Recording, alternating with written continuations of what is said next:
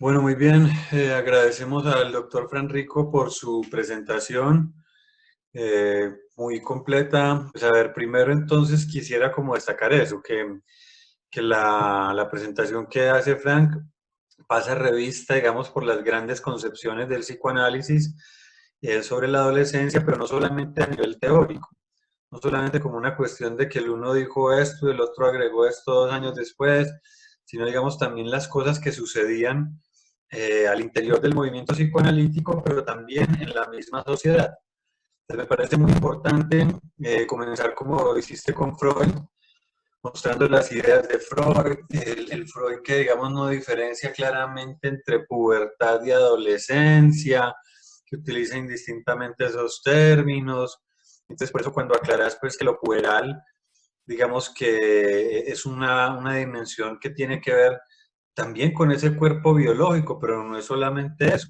Y digamos que lo adolescencial como un proceso, digamos, psicosocial, como algo que no solamente la relación del niño a la niña con sus pulsiones, digamos, como una simple recapitulación del Edipo de la infancia. Entonces, me parece muy interesante eso, a partir de esa idea de que la adolescencia, si bien es eso también, una recapitulación de la infancia, no es solo eso. Excelente la película que escogiste, porque muestra, digamos, que el asunto de la adolescencia, claro, tiene un cuerpo biológico, el joven, la joven, pero no es solamente eso. A ver, en el texto de Arminda Verasturi, del síndrome de adolescencia normal, ya habla de eso, del duelo por el cuerpo infantil, y él se arrastraría, digamos, ya no tengo cuerpo de niño o de niña, sino de un hombre o de una mujer, y eso arrastra entonces el duelo por la identidad y el duelo por los padres de la infancia, pero es casi como un asunto que pareciera también como biológico, como que se llega a la pubertad y comienza todo ese problema. Y no necesariamente hay chicos y chicas que tienen más problema con la transformación de su cuerpo, hay otros que no. Y la película nos mostraría entonces que por el ser un chico negro no tiene una identidad de negro. Porque es que hay gente que piensa así, gente que cree que los negros se identifican con todos los negros por lógica, y no.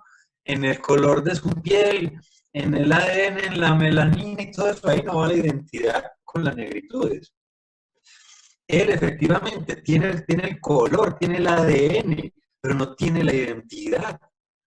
No tiene la identidad porque efectivamente en ese momento en el que le debían de transmitir todo eso y él poder identificarse, al contrario, está con una familia de blanquitos.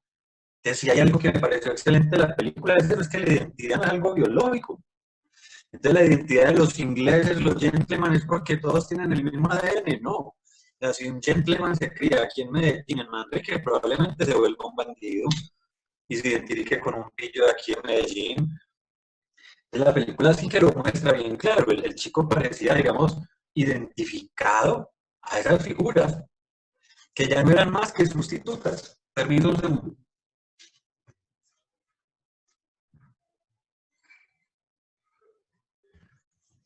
Que ya no eran más que figuras sustitutas. Pero es que no se nos puede olvidar algo.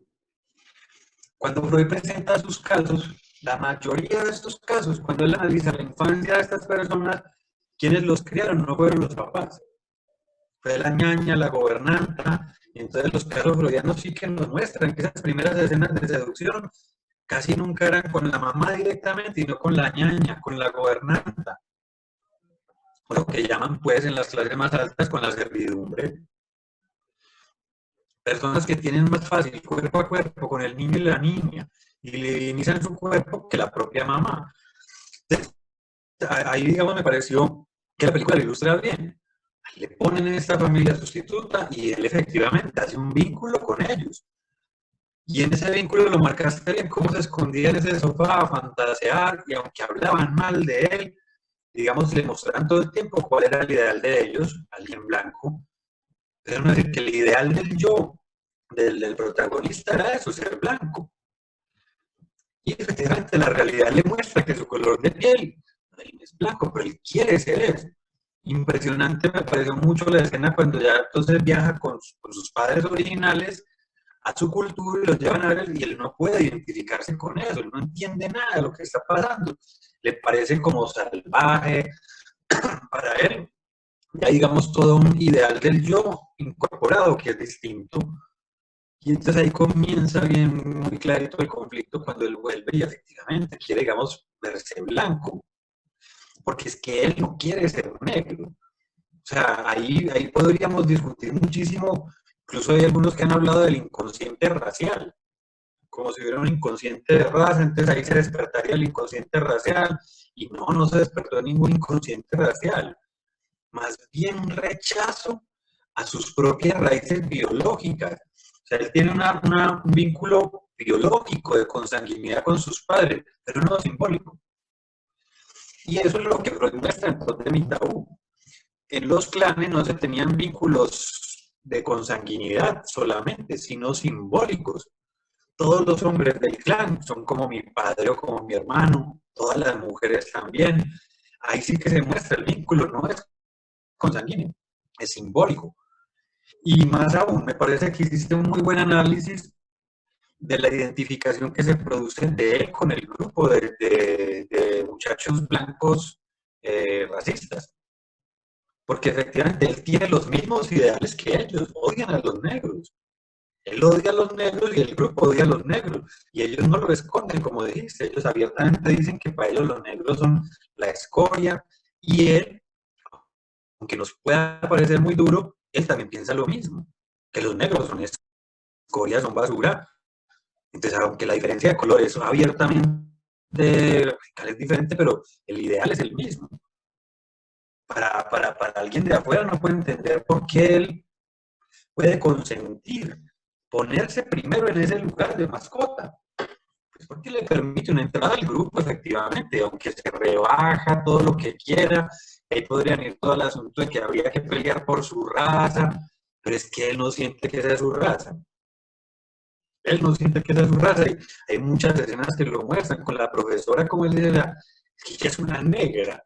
Y ella no entiende, o al menos al principio pareciera que ella no entiende como porque él no se da cuenta, pero es que poco a poco capta que él no se siente negro. Ustedes son negros, yo no, que también soy negro. Es muy, muy, muy buena la película. Creo que permite hacer todo ese tipo de análisis, más allá incluso de lo que llamaría Ana Freud una identificación al agresor, que sería una forma, digamos, muy simplista de salir, de que efectivamente hubo una identificación a él, en fin, pero la película muestra otra cosa, porque lo analizaste bien, no solo se queda ahí en la posición de mascota, digamos que por ahí entra, aunque sea en la posición más, en el nivel jerárquico más bajo, pero es la mascota, en fin, pero él llega a querer ser el líder y a destronar al líder blanco, ¿no? O sea, él de verdad cree que puede llegar a ser el líder de una pandilla de blancos. Está totalmente convencido de que sí. Y al final, efectivamente, como es que no se puede lograr ese ideal, esa contradicción con su ideal, yo pues le queda esa vía del suicidio, de acabar con lo que es. Y más aún, creo que esa es la parte más compleja de analizar de toda la película. Cómo se... ahí sí estaría yo muy de acuerdo con la tesis, pues, porque es que trajiste muchas y por eso fue muy bueno y te agradezco mucho que compartiste mucho conocimiento. Se nota pues todo lo que sabes de psicoanálisis y adolescencia, en fin. Pero creo que esa tesis central de que no es una reproducción, sino una producción, algo original, ahí se vería algo de eso. O sea, después de ese muchacho intentar suicidarse, digamos que ya no quedaría nada. Él quería acabar con toda la construcción que tenía y le tocó empezar. Yo no podría decir del todo que de cero, pero le tocó reinventarse porque no fue como dijiste, como que se mezcló un poco de lo que él era con esto. O sea, ahí como él inventó, digo inventó, no reinventó, cómo él inventó a este nuevo hombre o este nuevo no, o a este primer hombre que fue él. O sea, él se lo sacó, digamos, ¿de dónde? O sea, se vuelve un intelectual, o sea, ahí sí diría uno, entonces, una resignificación, ¿cómo se resignifica eso? De ser una escoria a volverse un intelectual, a darle oportunidad a otros.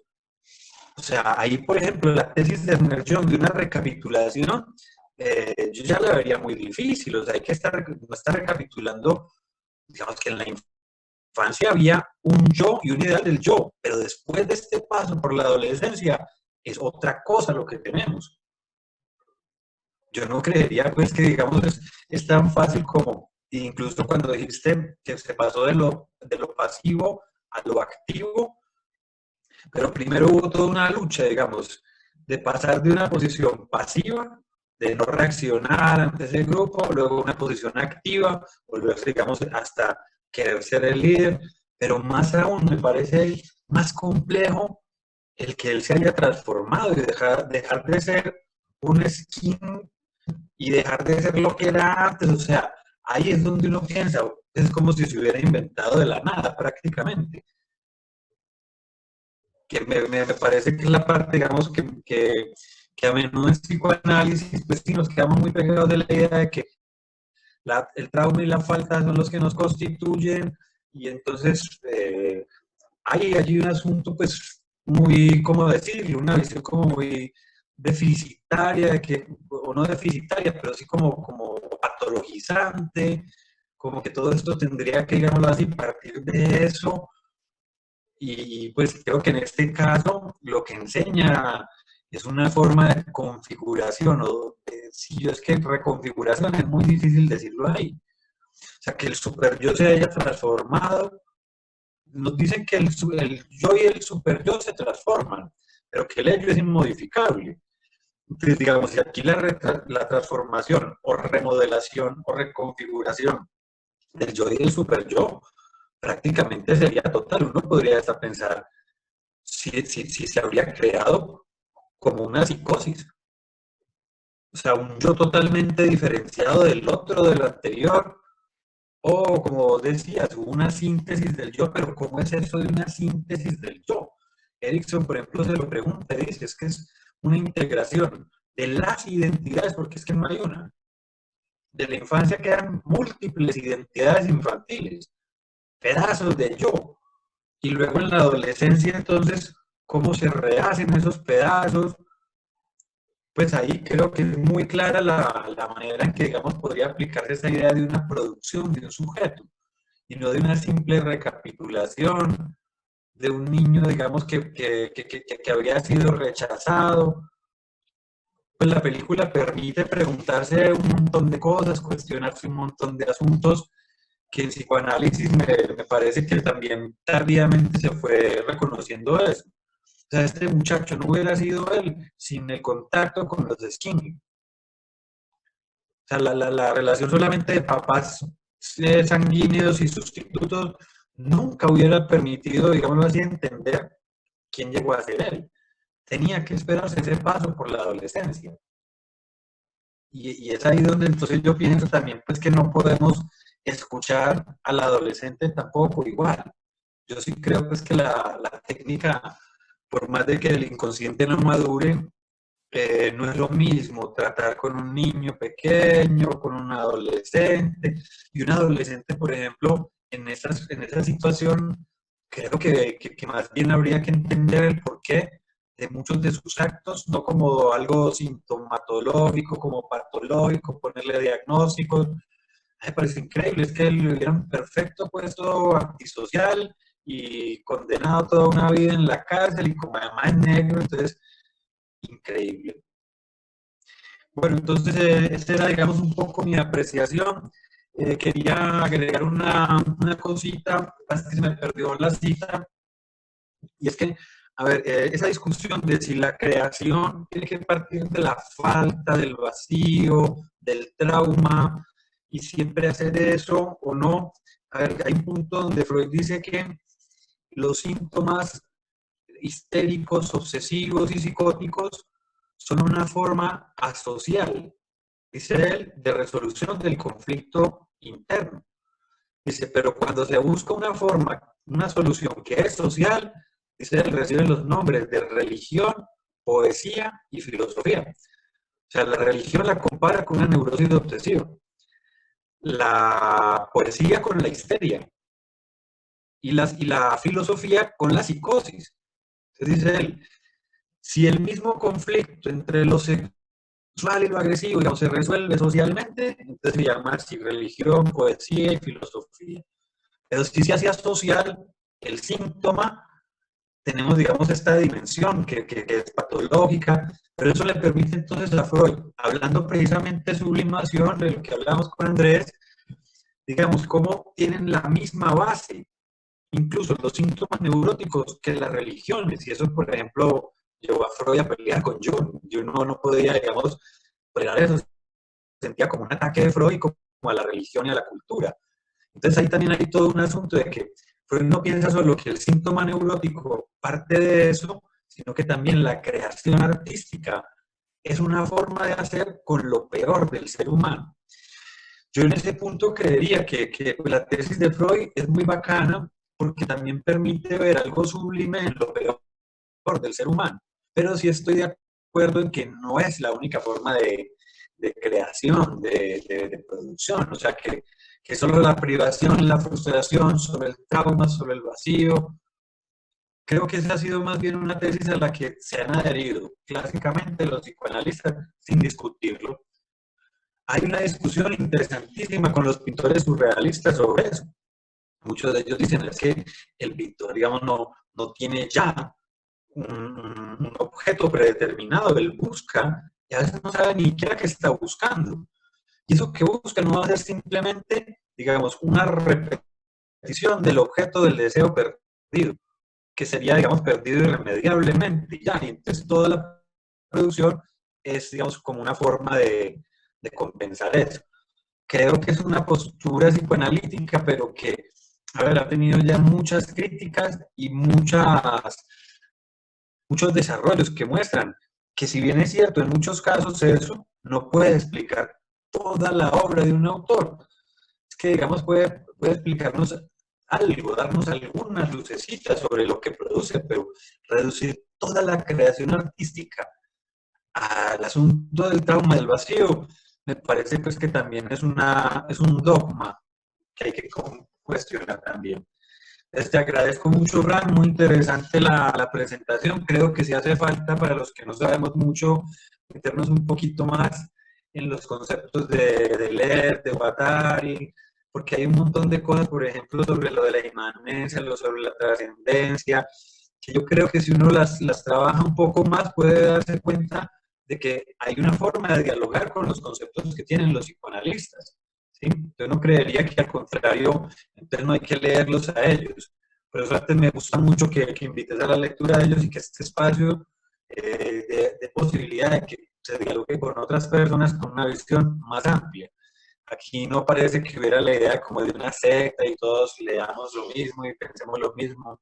Es muy bueno, te agradezco mucho la participación, que me hayas invitado y lo que nos compartiste, que es un trabajo excelente, se nota mucho la calidad de la investigación que hiciste.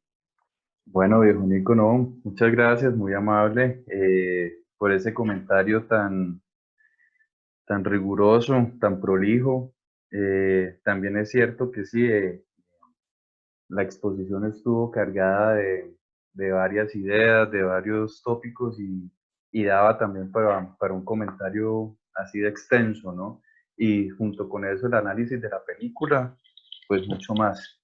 Eh, Simplemente quiero retomar algunas cositas que vos ya dijiste a profundidad, como para remarcar de pronto algunas ideas de la conferencia que vale la pena eso, enfatizarlas, y algunas otras que tal vez no habré dicho completamente.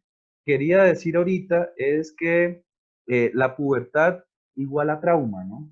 Bien sea que lo piensen por cuestión de raíces biológicas que genera esa eclosión económica psíquica, o bien sea que esa explosión económica psíquica la piensen en la lógica de la precu, de la posteriori, como que lo traumático es ese efecto de doble significante y no tanto lo biológico, pero más allá de eso, de la causalidad del trauma, yo lo que retengo es pubertad igual a trauma.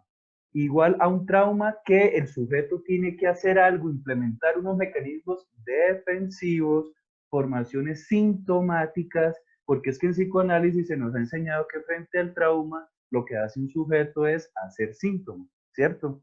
Y de ahí el deslizamiento que yo vi de pensar que el trabajo de la adolescencia es un trabajo de formación de neurosis. Y eso tuvo que ver con la generalización que hizo Freud del complejo de Edipo. Porque precisamente, sí, yo no soy el primero, eso se ha dicho desde hace mucho tiempo, que la adolescencia es como una especie de patología normal. Incluso han llegado a decir de una psicosis normal. Pero a la hora de decir el final de la adolescencia, de definir cómo se atraviesa, cómo se termina ese proceso adolescente, sí siempre han, digamos, favorecido todo lo que tiene que ver con los procesos de inhibición, ¿cierto? Y de sustitución defensiva, de cambiar unas representaciones por otras que vienen a suplirlas, a sustituirlas. De Frank, hecho, vos mencionaste, ya te cedo la palabra, de hecho vos mencionaste el cuento de la novela familiar del neurótico. Ahí en el título está todo lo que estoy diciendo, pero quiero enfocarme en el novela. Pensar la adolescencia como una novela, como la fabricación de una novela o de un tramado de fantasías, como de un libreto.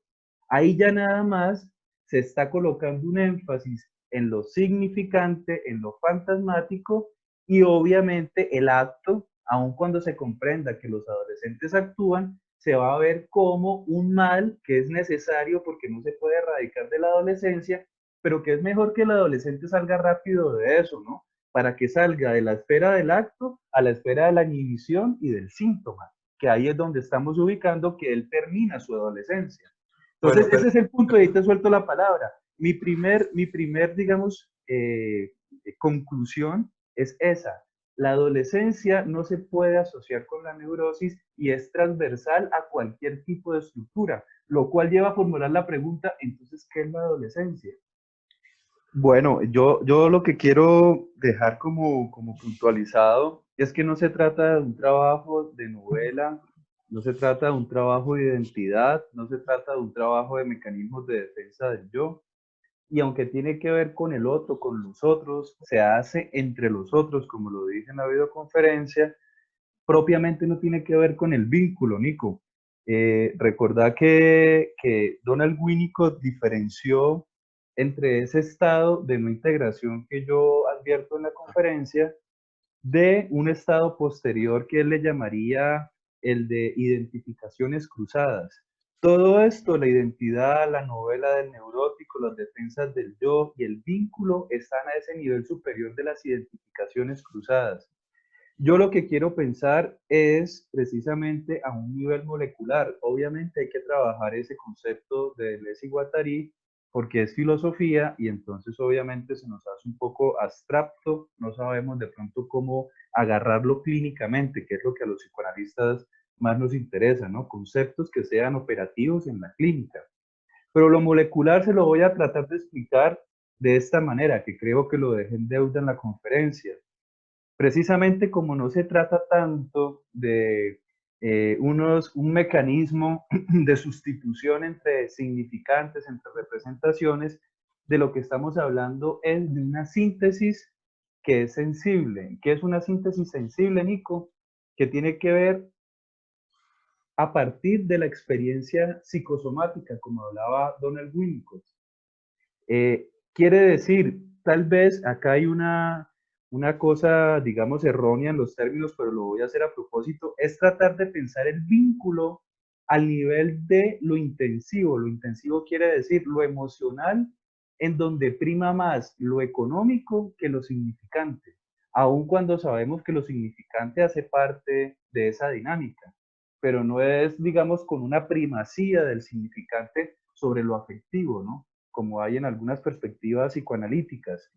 Estamos tratando de hablar de, por ejemplo, como vimos en la película, que este muchacho en esa locura puberal, como yo le llamo, Ethan, él no se imaginaba que era un blanco, él no escribía poesía acerca de qué es ser un blanco, él no se inventó un cuento acerca de qué es ser un blanco, no se la pasaba fantaseando, soñando con ser un blanco, sino se lo talló directamente en los nudillos de sus puños. Síntesis sensibles quiere decir eso, cómo el significante viene a encarnarse precisamente, viene a escribirse en la carne, aunque hay una operación de un significante, y es un significante despótico. ¿Qué más significante despótico que Tilbury Skin, que era el nombre de esa pandilla, ¿no? Pero lo que quiero decir es que en ese ensayo de identidades, en ese rechazo de las subjetividades que le habían ofrecido su familia adoptiva, sus padres progenitores, incluso sus abuelos allá en África, él queda sin saber a dónde pertenece, sin saber quién es, y empieza un ensayo que es lo que yo llamo un viaje esquizo. Pero ese ensayo es un ensayo muy corporal, y ahí es donde yo digo que se rompe el cuerpo pensado clásicamente en el psicoanálisis, porque ya no es la relación de los órganos parciales con la imagen unitaria global del cuerpo.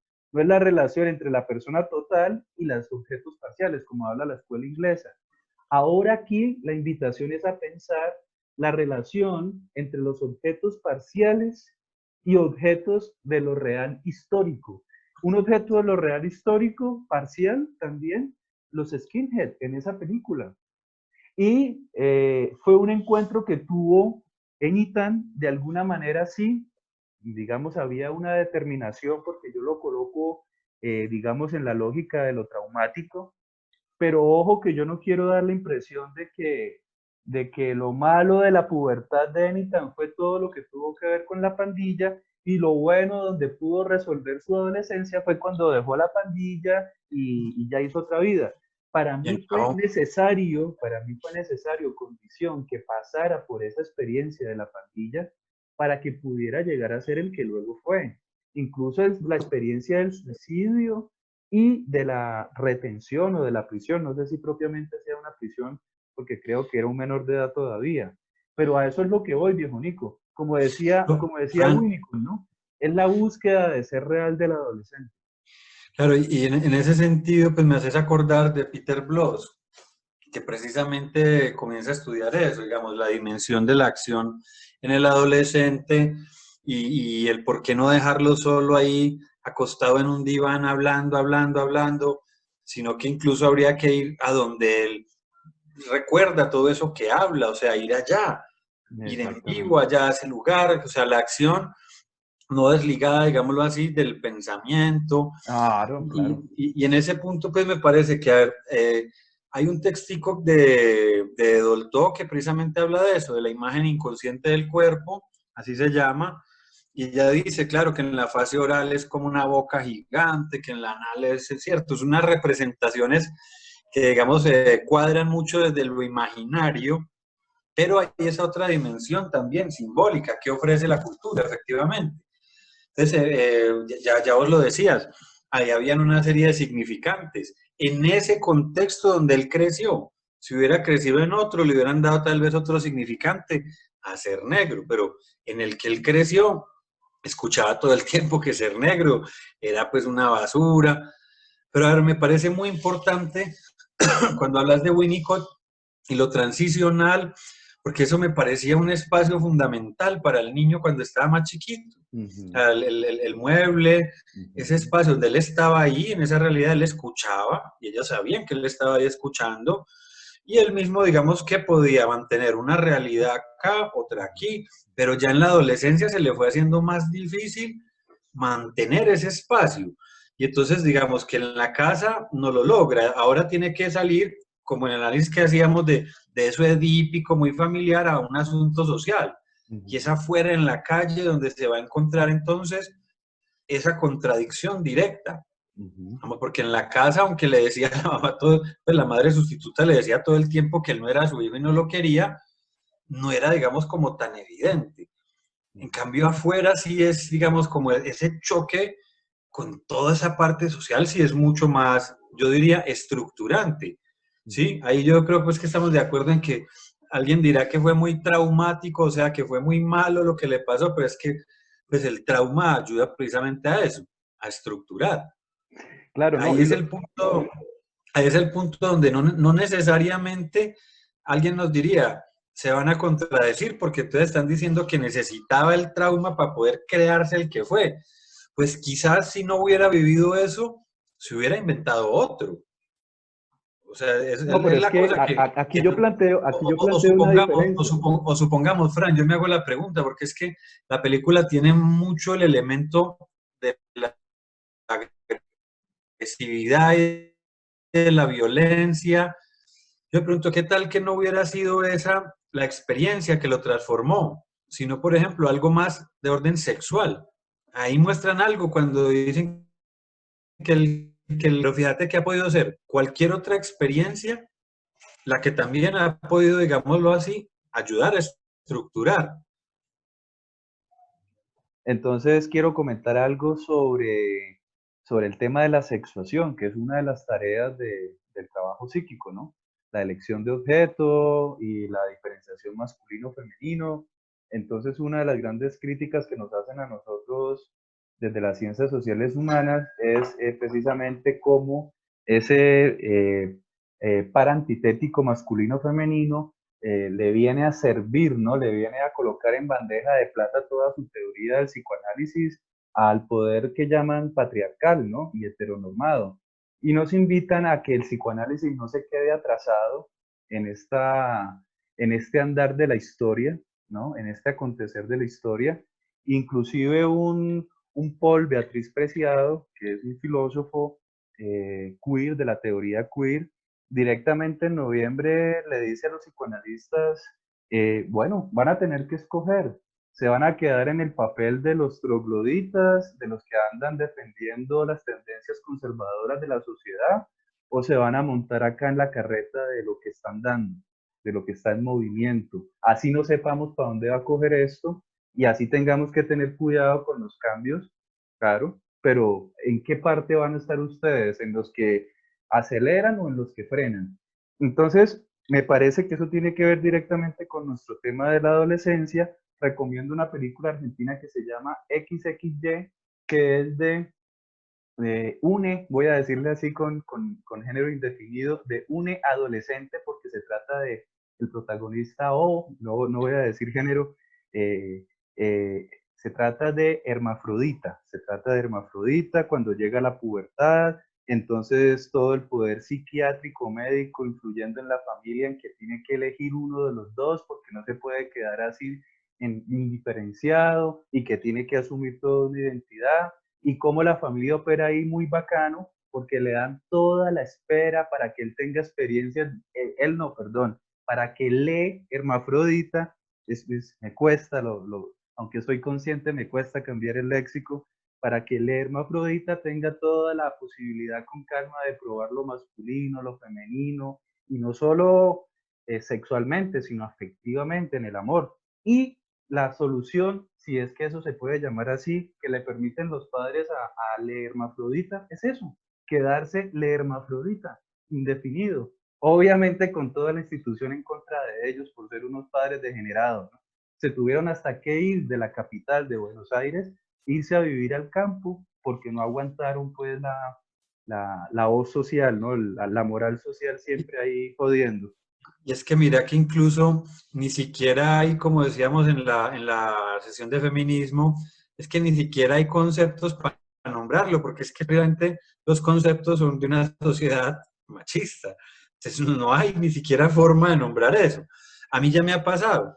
O sea, he tenido ya también estudiantes y analizantes que efectivamente no son ni hombre ni mujer, ni una cosa ni la otra. Y lo más clásico es encontrarse con los colegas psicólogos y psiquiatras y psicoanalistas, que ahí parece que no se diferenciaran, todos diciendo, digamos, pero si es una mujer, entonces, ¿por qué no es mujer y que se vista como mujer? O sea, eso es una enfermedad mental y es un problema de las identificaciones y entonces el Edipo no se resolvió bien porque es que ha debido identificarse a lo femenino de los rasgos de su madre, Casi siempre relacionan con la psicosis, ¿no? madre. Entonces, claro, es un problema, es un problema de identificación, pero lo complicado es para las personas, porque es que las personas entonces ya no los meten ni en un lado ni en el otro. Me acuerdo mucho un estudiante que un colega psicoanalista, no digo su nombre, le decía que ella era una perversa por eso. O sea, porque era una mujer biológicamente, pero se vestía como hombre y hablaba como hombre y se expresaba como... Entonces decía que eso para él era una perversión. Y más aún, le agregaba que los perversos ni van a análisis, ni van a la universidad, ni producen conocimiento. Entonces la persona me decía muy, muy decepcionada, no, pero es que como usted sabe que nosotros los perversos dicen que no nos analizamos, ni vamos a la universidad, yo, pero ya estás que te gradúas de psicología, o sea, se dejó meter un cuento en el que, digámoslo así, ya, su estructura es perverso. Es increíble. O como dicen, digamos, para muchos entonces, una persona que sea transexual, bisexual, no solamente la homosexualidad, o sea, si es trans, homo, bi, lo que sea, todo eso lo van a psicopatologizar y el lío es que entonces a veces podrán pasar por alto las estructuras, ¿no? O Claro, sea, pero perverso, aquí, neurótico, psicótico, ya más bien, digámoslo así, lo excluimos, es alguien raro, es un homosexual, es un transexual, es tal cosa. Pues ahí claro, creo que hace falta mucho tener pero una eso visión, tiene que ver. un poquito más de respeto con la gente. Y no solo de respeto, claro, eso desde la entrada de una posición humana, ¿no? Pero más allá de eso también un poco de ignorancia respecto a los cambios históricos, ¿no? Y de pensar que la sexualidad es como una especie de esencia universal que es para todos los tiempos, todas las culturas, y que la sexualidad Hay también no colegas, varía, hay colegas analistas que Hay colegas analistas que creen que yo también tengo todo un problema de identificación por mi aretica, entonces entienden que yo crecí en los años 80 cuando llegó la moda unisex de Norteamérica, en fin, que es un Imagínese, asunto como decís de época, no un imagínese eso, problema de identificación o orientación sexual mía. imagínese esos analistas en Argentina, cómo la pasarían. Lo que quiero decir es lo siguiente, viejo Nico. Mire, yo pienso que la película nos muestra, nos deja ver algo que vale la pena traer aquí a debate sobre lo que llamamos la sexuación. Es un tema que ahora en el lacanismo se está imponiendo como si fuera la última guaracha, le llaman ellos las fórmulas de la sexuación y venden eso como si fuera lo último, como si nunca se hubiese hablado. Es el mismo proceso de sexuación, el mismo desarrollo psicosexual de Freud. No digo que lo mismo explicado, pero quiero decir que es el mismo objeto de estudio al que ellos hacen alusión. Aquí el problema es el cliché de que la anatomía es el destino de ese proceso de sexuación. Es lo que lleva a pensar que ese proceso finaliza en una identidad de acuerdo a la anatomía, ¿cierto? ¿Por qué escogí esta película que aparentemente no tiene nada que ver con lo sexual?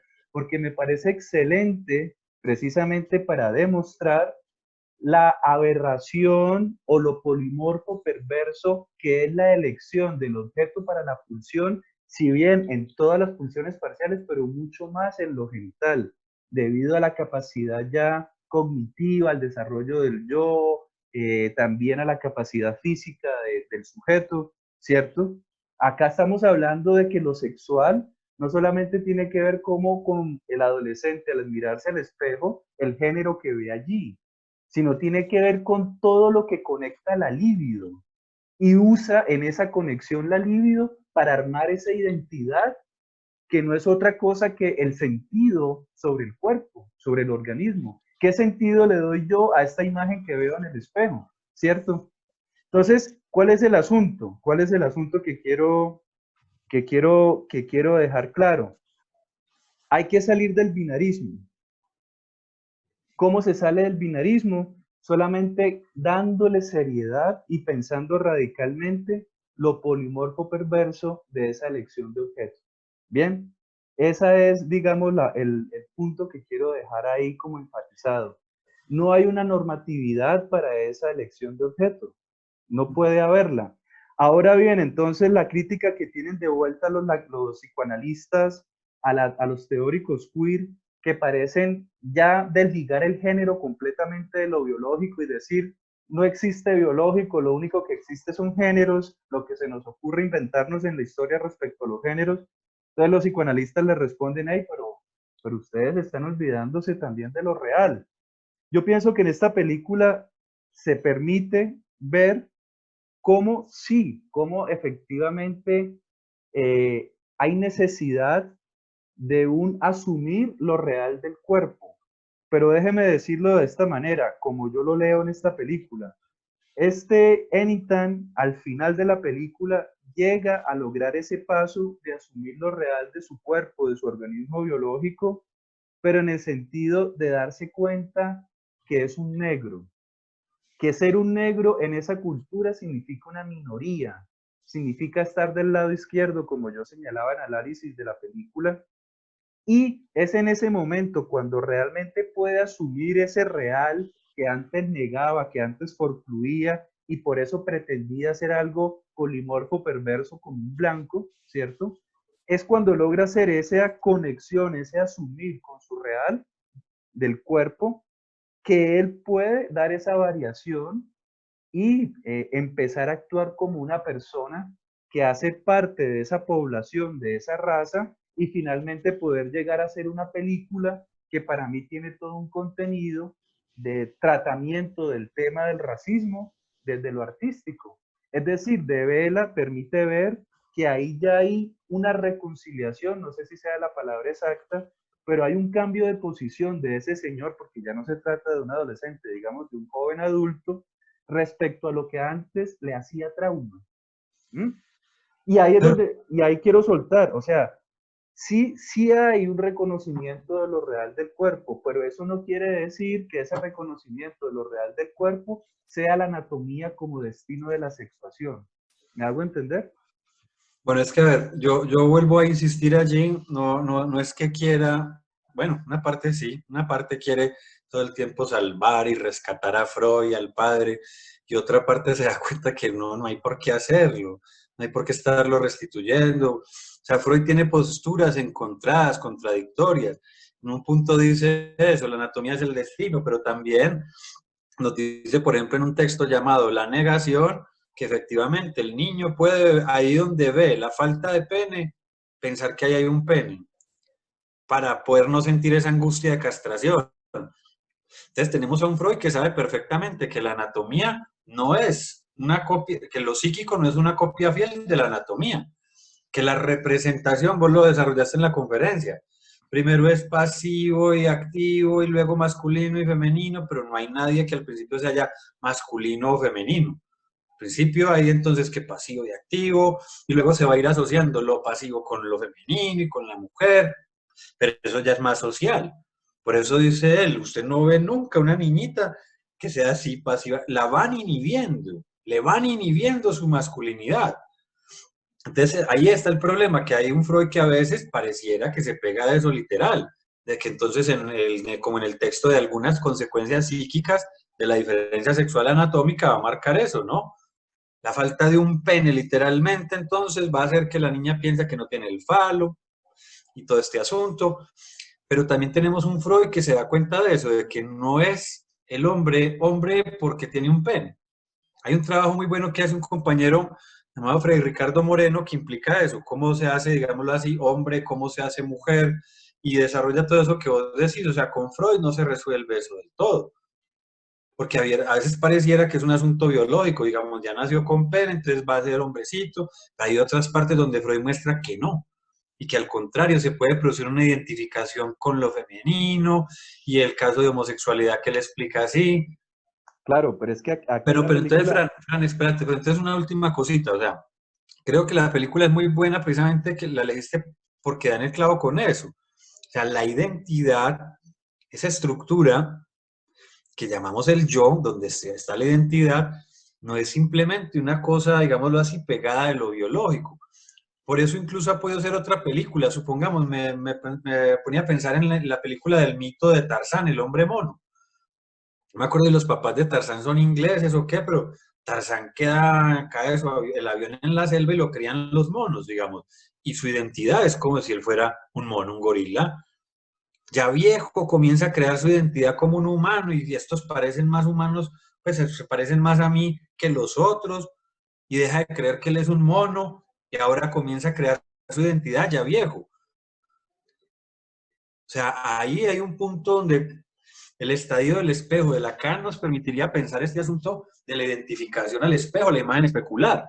De Lacan, cuando habla de la imagen en el espejo, utiliza el concepto de impronta, de Konrad Lorenz en la etología. Como digamos, cuando un pajarito sale del huevito, del cascarón, el primer organismo que ve se identifica con él, cree que es de la misma especie y lo sigue y lo imita. Entonces Lorenz hacía experimentos con eso. Se ponía alas para cuando nacían los pajaritos y los pajaritos los seguían a él como si fuera la mamá pajarito, una identificación a la imagen, al cuerpo físico. Cosa que demostró también un experimento este señor Arlow. Le ponían a un miquito dos cajones, uno con leche y otro con una figurita que parecía una mamá simio, y el miquito iba a escogía la mamá que parecía simio, o sea, la identificación a la imagen. O el mismo cuento del patito feo es eso. Era un cisne que creía ser un pato, se había identificado a la impronta de otros animales. Aquí podría utilizarse eso mismo. O sea, él se ve físicamente más parecido a los negros, pero se ha identificado con estos otros. Y hay una imagen entonces allí especular de lo que él es, que produce también agresividad. Si él no rompe, si él no mata esa imagen de que él es el negro blanco, digámoslo así, no podía convertirse en el negro que siempre había sido. O sea, claro, como es decir, al final, digámoslo así, que descubre su propia identidad. Pero es que sería un error pensar que desde el principio tenía ya una identidad, no tenía, un ser humano no trae ninguna identidad. Nico, ni tenía ninguna obligación, ni había ninguna garantía de que llegara allá. O sea, exactamente. Pudo perfectamente morir y nunca haberla encontrado. Pues. Claro, y no faltará el que pensaría que de pronto, instintivamente, a los 11, 12 años, su sangre o sus instintos irían a hacer que él comenzara a tocar tambor, porque todos los negros deben tocar tambor, o a cantar, porque los negros cantan. No, ¿por qué? O, por ejemplo, hacer oficio, porque como son para hacer oficio los negros, si la película hubiera sido de un indígena, de un indio, que se los llevaron a vivir por allá, hubiera pasado lo mismo.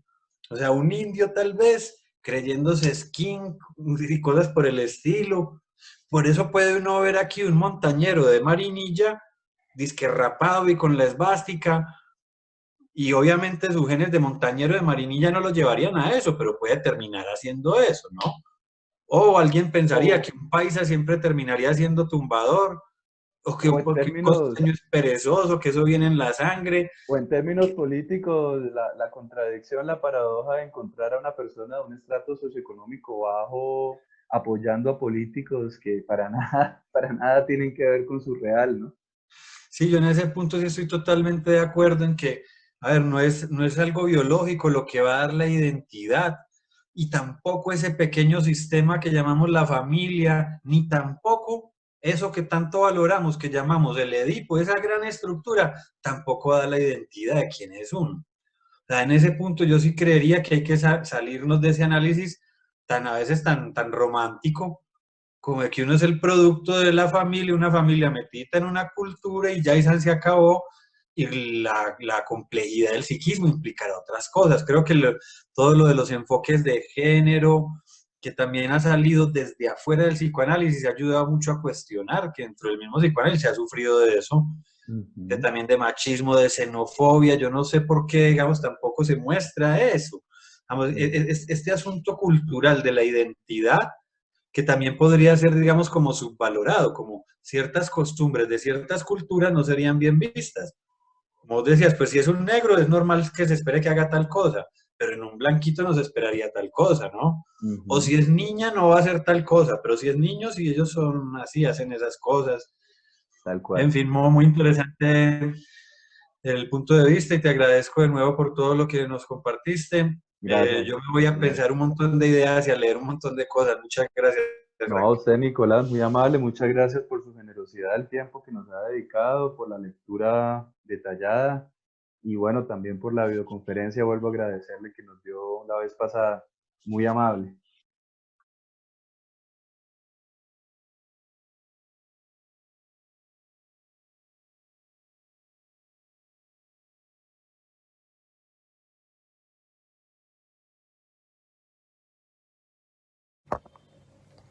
Hola Frank, ¿qué tal?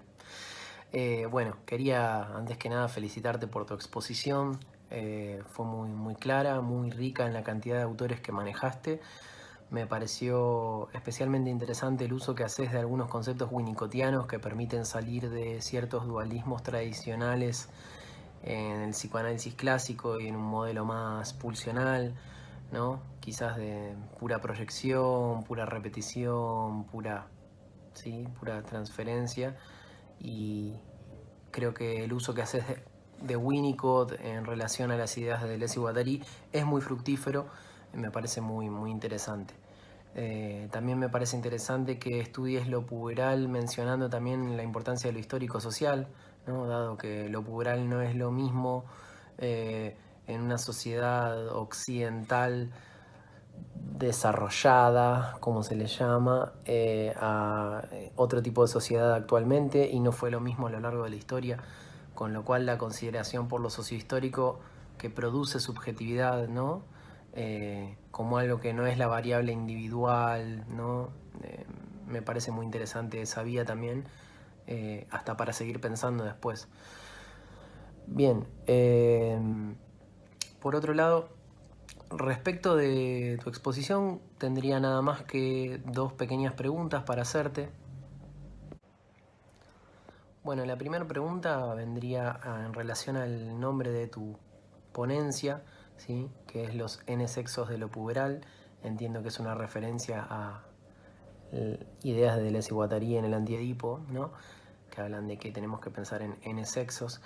Y en relación a eso vos hablas de un polimorfismo de la vida sexual genital. Me llamó la atención que vos digas que es un polimorfismo de la vida sexual genital, ya que también decías antes que en la película Farming solo hay una referencia a la vida sexual, a una escena que nos podría llevar a una situación, nos podría llevar a pensar por ahí en lo genital, en el sentido tradicional.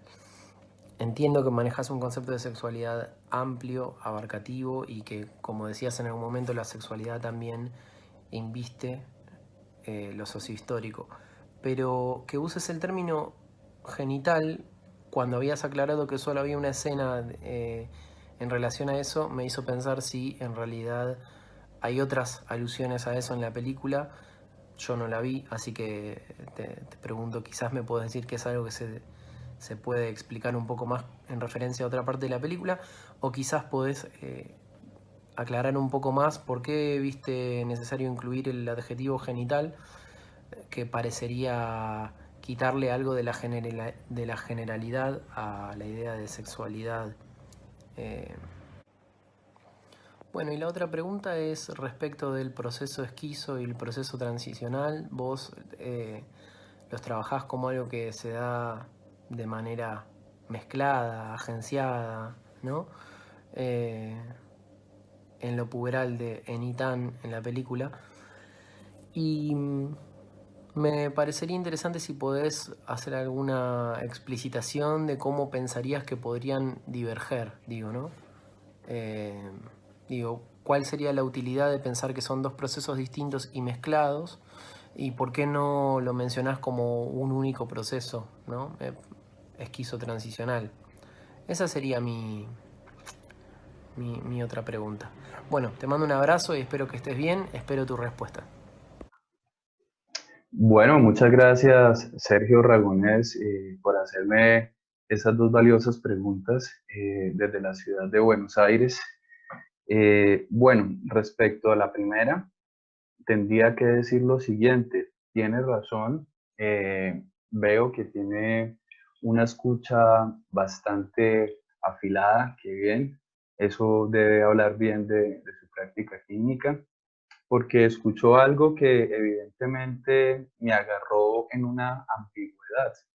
Eh, Sin embargo, creo que la ambigüedad no está en que le haya colocado a esa escena del baño, hablo de la película, donde Enitan está en el baño con la pareja del líder, la rubia, que ella se acerca a besarlo y pues esa escena termina un poco agresivamente, Enitan sacándosela. Ahí dije yo que era tal vez la única escena sexual genital que se mostraba en la película. Eh, digamos que tienes razón en la medida en que precisamente mi propuesta de los sexos es poder entender lo sexual desde un punto de vista de la multiplicidad y desde una perspectiva de lo transversal.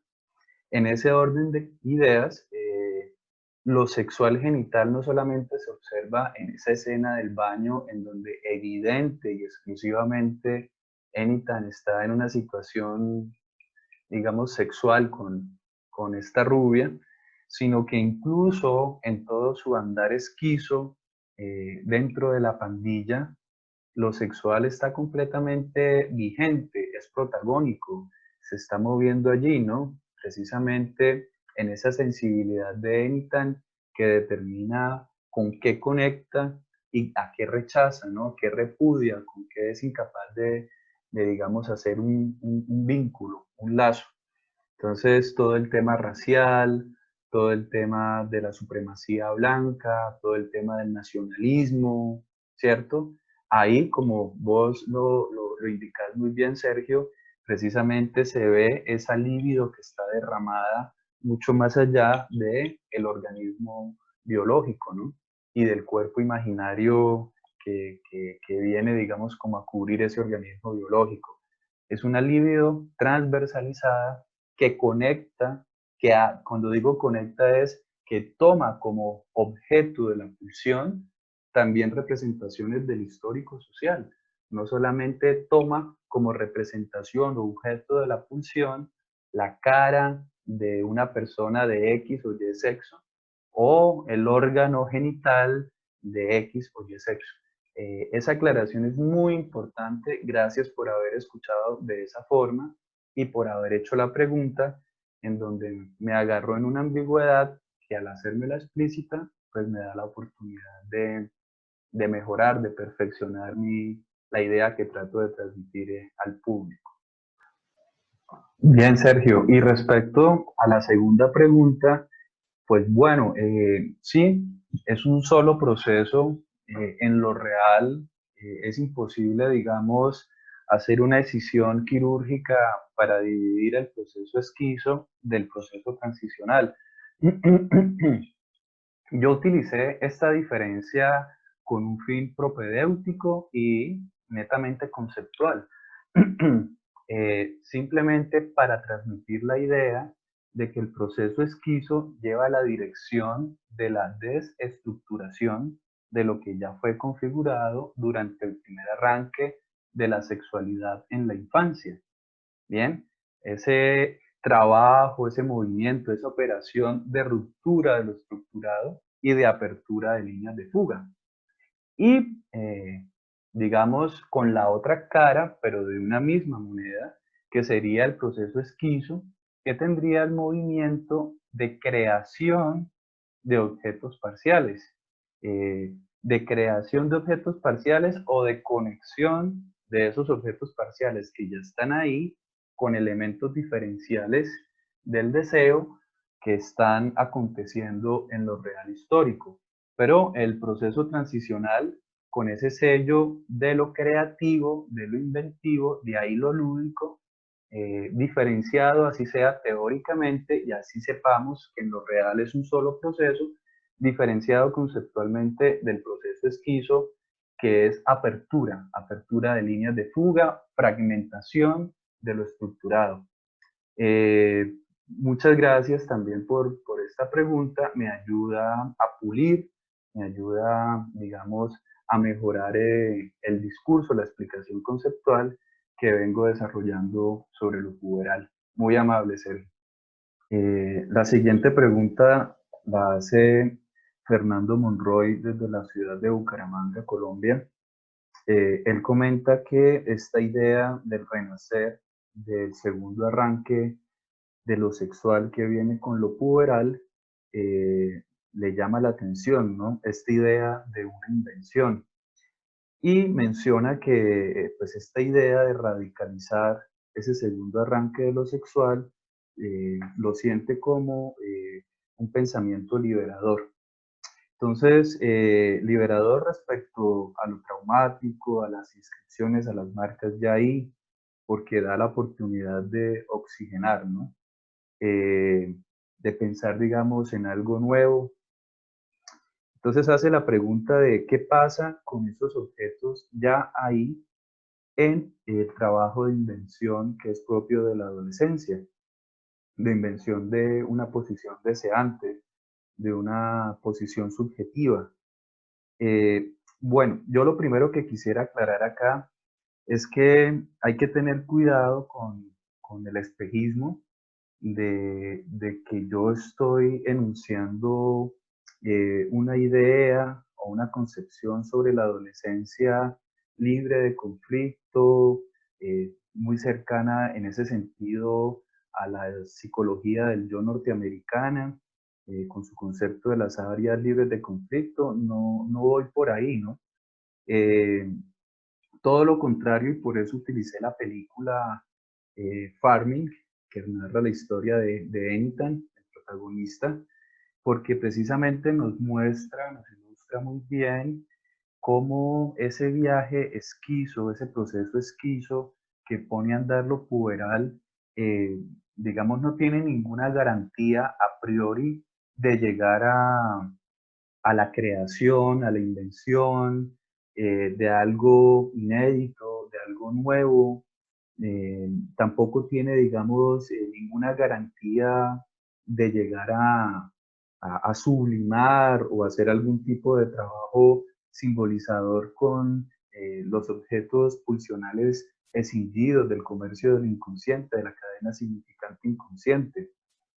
Todo lo contrario, como muestra la película, ese proceso esquizo, que yo lo entiendo de una manera muy sencilla, como un proceso de desestructuración, en donde, en donde se abren esas líneas de fuga. Ese proceso, debido al contexto histórico capitalista en el que nos encontramos, tiene, digamos, probabilidades, diría yo, altas probabilidades de que se pierda, de que se extravíe, de que asuma un movimiento errático en el sentido de todo lo contrario a una creación, a una invención, de una posición deseante diferente a la que se estructuró en la infancia. Y la película lo muestra muy bien, ¿no? Vemos a un adolescente completamente alienado a un significante despótico que es la pandilla, los Tilbury Skinhead. Eh, entonces, lejano estoy yo, digamos, de querer venir a traer, digamos, un planteamiento eh, ingenuo, que haga pensar que en la adolescencia lo traumático, digamos, no es un asunto, no está allí metido. No lo digo por el comentario de Fernando, lo digo más por algo que a mí me quedó de mi propio discurso y quiero hacer esta aclaración.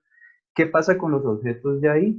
Bueno, pueden sufrir, digamos, como les digo, un estancamiento del proceso esquizo y esos objetos de lo traumático eh, pueden devenir, digamos, en la formación de un padecimiento, de un malestar de tipo psicótico, en donde ese proceso esquizo de apertura de líneas de fuga queda coagulado, queda solidificado, pierde toda fluidez, porque también es necesario aclarar que aquí no se está haciendo una apología a los adolescentes psicóticos, esquizofrénicos, paranoicos. No es esa mi posición, ni creo que fue la de Alessi Guattari, y ellos lo aclararon muy bien.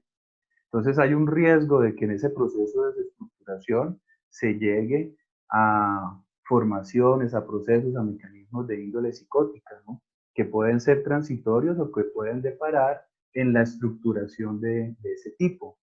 También puede darse un estancamiento de ese proceso, y ni siquiera sería un estancamiento, sino, digamos, obturar que el mismo proceso acontezca, ni siquiera permitir que acontezca con la neurosis, a través de la inhibición, a través del bloqueo precisamente de ese proceso de apertura de líneas de fuga y en el refugio del sujeto, digamos, en lo que ya está estructurado psicofamiliarmente. O puede pasar, o puede pasar que esos objetos de lo traumático que ya están ahí inscritos en el inconsciente, en algún tipo de memoria inconsciente, puedan entrar en conexión con elementos diferenciales de lo real histórico y de esa forma, sin que se eliminen, sin que desaparezcan, sin que se les deje atrás, en esa nueva conexión, producir una posición deseante diferencial, ¿no? Una posición subjetiva digamos, que indique algún proceso de transformación, que creo que la película también lo termina mostrando, no tanto en el desarrollo de la historia, sino en la finalización, ¿no? Cómo Enitan pudo encontrar una forma de hacer con esos objetos traumáticos precisamente a través de la obra de arte, ¿no? Más que del hecho de graduarse, ser abogado, tener títulos, me interesa y coloco el ojo en donde yo veo que está, digamos, la marca de lo transicional, tiene que ver precisamente más allá con lo que en términos etarios sería una adultez joven en Enitan, donde veo que logran precisamente hacer algo creativo, algo lúdico en cuanto a esos objetos traumáticos, ¿no? Y algo que, digamos, no solamente le serviría a él para sublimar, digamos, para eh, sí, como para reponer algunas, para compensar algunas situaciones personales, sino que es una obra que de alguna manera también todo aquel que la contemple y que esté en esas mismas circunstancias posiblemente que pasó Enitan en su juventud, esta obra lo puede llegar a afectar sensiblemente y le puede también ayudar a dar un giro tal vez en su cambio de posición subjetiva, ¿no? Entonces, pienso que esas son las posibilidades que en lo puberal y en el trabajo de la adolescencia pueden tomar los objetos que ya están inscritos en lo inconsciente. Bien, muchas gracias Fernando Monroy por la participación.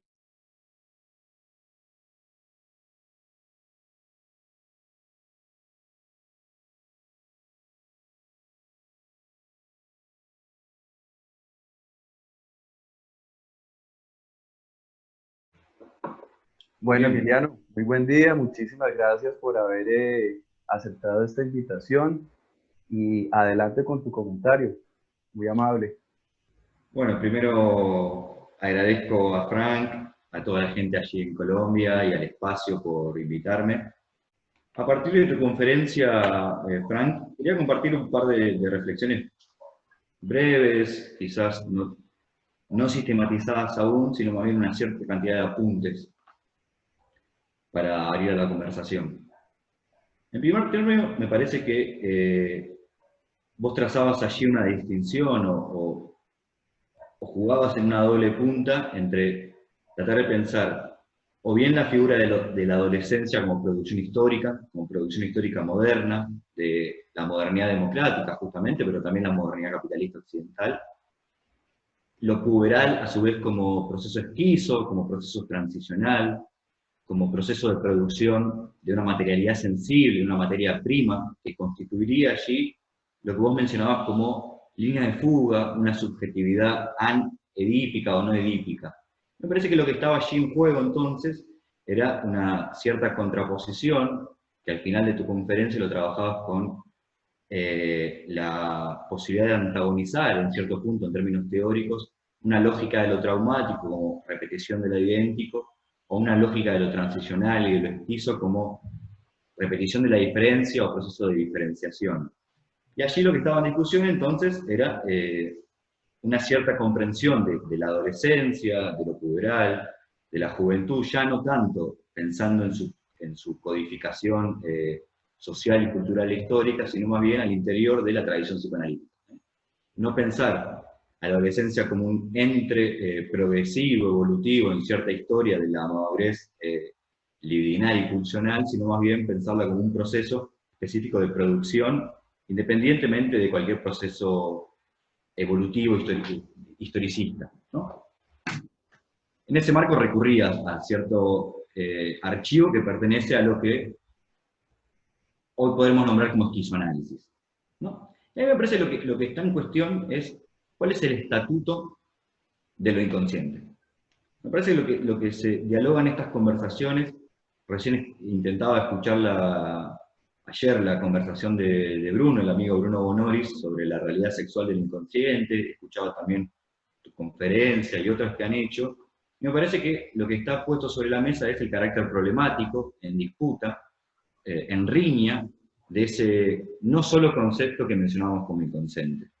¿A qué realidad, a qué tipo de dispositivo, a qué tipo de forma social, a qué forma de organización y de afectación de los cuerpos estamos denominando como inconsciente.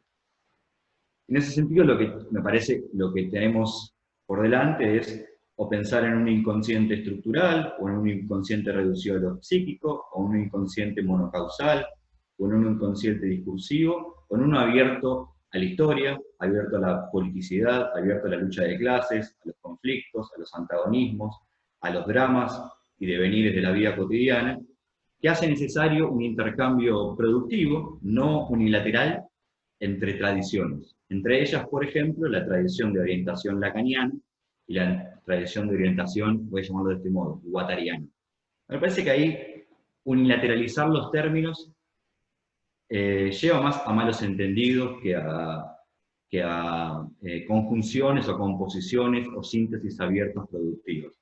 Entonces tenemos que hacer el esfuerzo de poder trabajar aquellos que nos gusta pensar más al interior de la tradición guattariano-deleuziana, o en mi caso, de lo que abre León Rosichner en Argentina, no tener una relación opositiva, meramente denuncialista o ideologizante, en términos burdos de la palabra, con otras tradiciones, por ejemplo, en este caso la lacaniana, que lejos está de reducirse a una comprensión estructural, lingüistérica de lo inconsciente, sino que más bien hay una complejización de nudos, de instancias, de registros.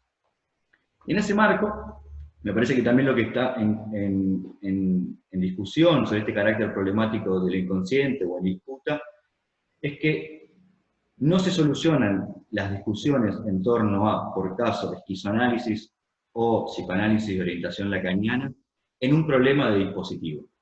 Esto es, el problema de lo inconsciente y su privatización, responsabilización subjetiva, culpabilización, privatización de los padeceres y malestares desiguales que nos afectan y a los cuales somos afectados, no se resuelve solo en un problema de cómo se distribuye el dispositivo de la enseñanza y de la transmisión, o cómo se montan nuevos dispositivos, sean grupales, institucionales o individuales.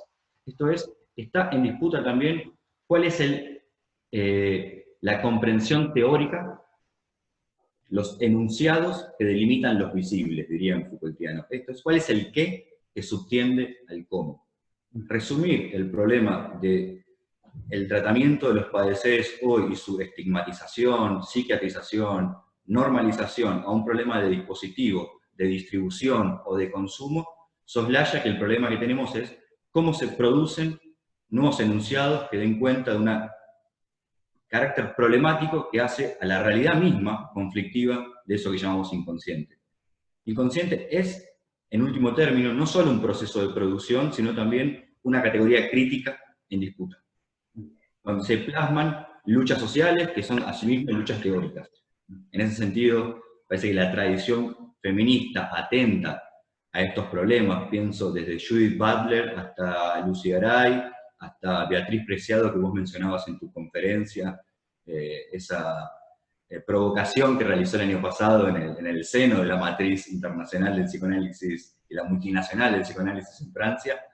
Parece que hay un conjunto de tradiciones que vienen de las teorías críticas, que vienen de la filosofía, de las teorías sociales, que hacen que tengamos que repensar una y otra vez a eso que estamos llamando proceso de producción inconsciente. En ese sentido, me parece que, y lo que también estaba en la conferencia de Paul Preciado, era no tratar de escindir los problemas clínicos de los políticos, de los históricos y de los que están entramados en procesos de lucha y de conflictividad social.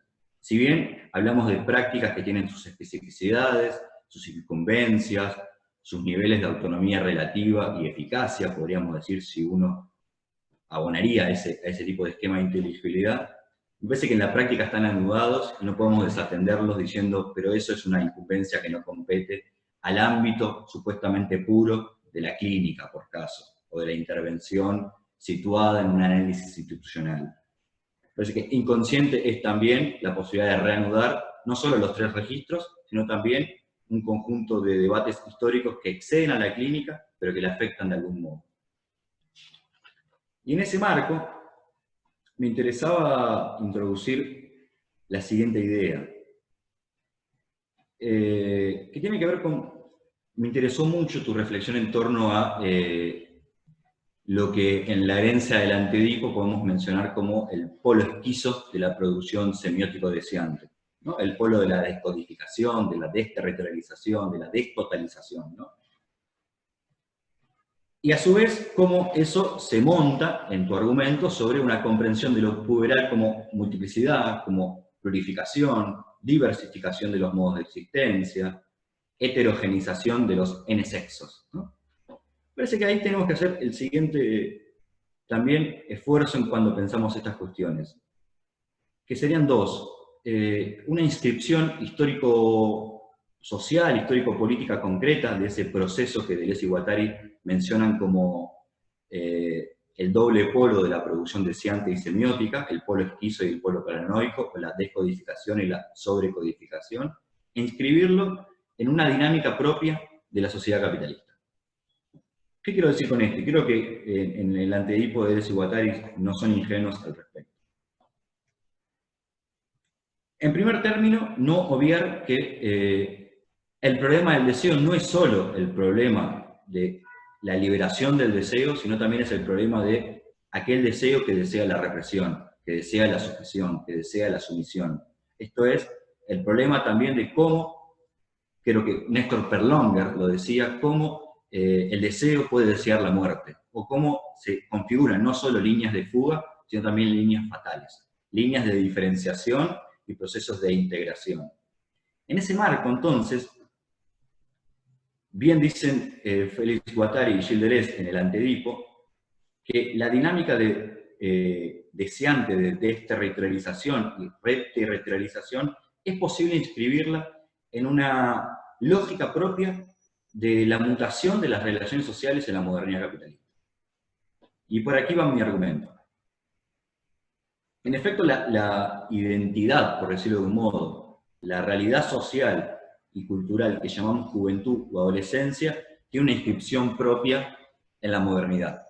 Esto es, no quiere decir que no habría personas que responderían etariamente y estadísticamente a lo que hoy mencionaríamos como un adolescente o un joven en la antigua Grecia, de mismo modo que había prácticas que podríamos llamar homosexuales en la antigua Grecia, pero, por ejemplo, la identidad gay, o la identidad joven, o la identidad adolescente, o incluso la identidad obrera, es posibilitada por una determinada mutación en las relaciones sociales. Esto es un argumento muy interesante que enhebra un autor estadounidense que se llama John D'Emilio, en torno a que la mutación en las relaciones sociales en la modernidad, y ahora voy a tratar de explicar brevemente a qué me refiero con esto, es la que posibilita, por ejemplo, la conformación de una identidad gay. Tiene que ver con lo siguiente, y quiero llegar entonces a poder argumentar que es por la propia dinámica contradictoria, antagónica, conflictiva del capitalismo como máquina abstracta, que el deseo funciona como deseo abstracto, empalmado en diferente registro con lo que Marx llamaba trabajo abstracto. Esto es, pensar el deseo como deseo abstracto o producción deseante, es pensarlo con las categorías de la economía política en conjunción con las categorías de la economía libidinal, o libidinal semiótica. Bien dicen Deleuze y Guattari al principio del Antedipo, y así comienza, que las categorías de la economía política son las categorías de la economía libidinal. Y allí la triple síntesis de lo inconsciente en las primeras páginas del Antedipo, producción de registro, distribución y producción de consumo, responden a las categorías críticas que Marx enhebraba por caso en la introducción de 1857 a la economía política, donde Marx trabaja justamente que producción, distribución y registro, producción, distribución, registro y consumo, son las categorías propias de la economía política. Por esto quiero decir que en la modernidad se produce una mutación muy específica de las relaciones sociales. Las sociedades precapitalistas eran aquellas en donde las unidades productivas se organizaban a partir de la producción para la propia subsistencia e el intercambio de los excedentes. Y estaban basadas en formas de dominación directas o personales. Esto es, en modo de dependencia personal y de coincidencia entre la sujeción económica y la dominación política. Allí, entonces, no existía algo así como la posibilidad de salir de la unidad productiva a un intercambio público con independencia para gestar las propias trayectorias identitarias. Quiero decir, con esto voy a lo siguiente. Marx, en el capítulo 24 del Capital, manifiesta que luego un proceso violento, sanguinario, colonial, los productores sociales pasamos a ser de productores sociales directos, enhebrados bajo dependencia personal y coacción directa, a ser productores sociales doblemente independientes. Esto es, independientes de los medios de producción e independientes y libres de vender nuestra fuerza de trabajo en el mercado. Esa doble independencia,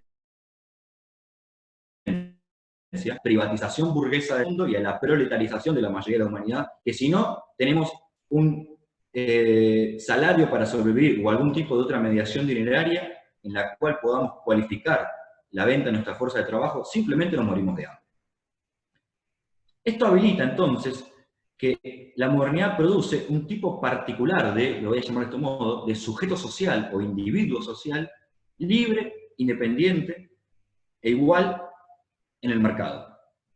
Que es un tipo de igualdad abstracta, un tipo de igualdad que esconde privilegios de género, de raza, que a su vez funda dominaciones particulares, ¿no? Particulares de edad, de capacidad, etc., pero que también habilita una igualdad en la compra-venta de la fuerza de trabajo. Con esto se habilita entonces un proceso muy complejo en la modernidad capitalista, que es el pasaje de formas de dominación personal y directas a formas de dominación impersonales. Formas de dominación, de deseo, de enhebrar entre las personas ya no directas, sino indirectas, mediadas por mercancías. En este caso, por la mercancía fuerza de trabajo.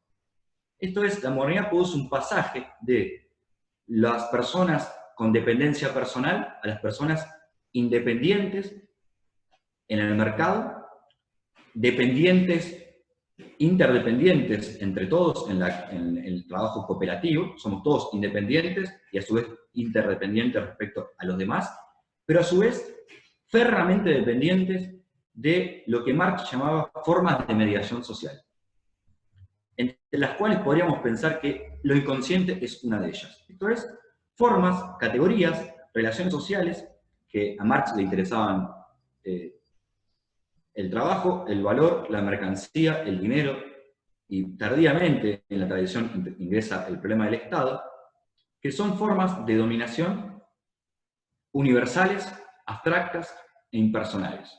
Son indiferentes al contenido concreto, por ejemplo el trabajo como mencionábamos hoy, y que conviven con dominaciones particularistas, de clase, de género, de raza.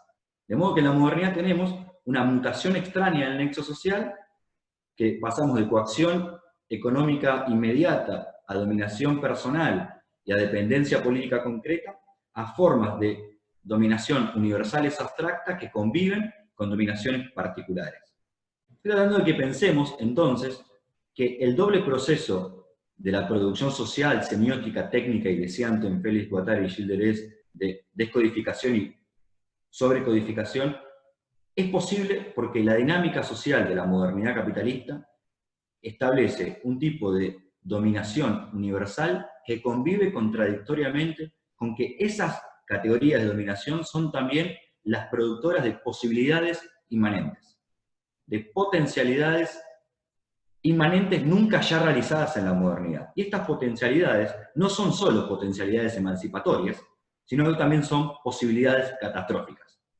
Por ejemplo, la vemos de manera dramáticamente evidente en la crisis generalizada de la sociedad capitalista en su carácter de posibilitador destructivo, de posibilitador catastrófico. Esto es, crisis ecológica, crisis de las subjetividades, crisis institucionales, de la reproducción, etc. Pero me interesa quedarme en el carácter de las posibilidades inmanentes emancipatorias. y cómo ellas conviven contradictoriamente con formas de dominación universales y particulares de género, clase, raza, etc. Muchas otras más. Con esto voy a lo siguiente. Esta mutación, entonces, en las relaciones sociales es lo que permite que haya no solo una homogeneización de la sociedad bajo la producción de plusvalía, o un reino unidimensional del capital, del Estado, de la axiomática capitalista, sino que también este momento unidimensional o este momento homogenizador es contradictoriamente también un proceso posibilitador, heterogenizador y multidimensional. Es en la modernidad capitalista, y por estos procesos que estoy tratando de reconstruir de manera un tanto apresurada, porque habría que ser más puntillosos, es que se diversifican las formas de vida, que se multiplican las posiciones de sujeto y de conflictividad social, que se multilateralizan las necesidades, capacidades, anhelos, demandas, fantasías, deseos de las personas para poder definir en una independencia relativa sus propias trayectorias de vida individuales y colectivas.